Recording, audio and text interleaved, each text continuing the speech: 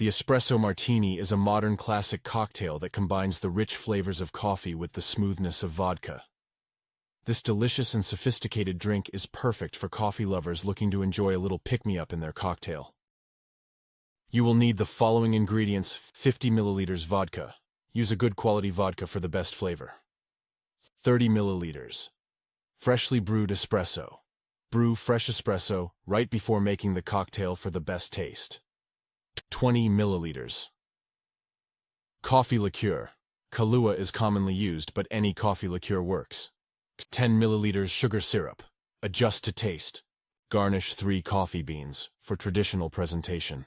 For equipment you will need cocktail shaker, ice cubes, strainer, martini glass. Here are the instructions. Fill a cocktail shaker with ice cubes. Pour the vodka, freshly brewed espresso, coffee liqueur, and sugar syrup into the shaker. Shake vigorously for about 15 to 20 seconds to ensure the mixture is well chilled and frothy.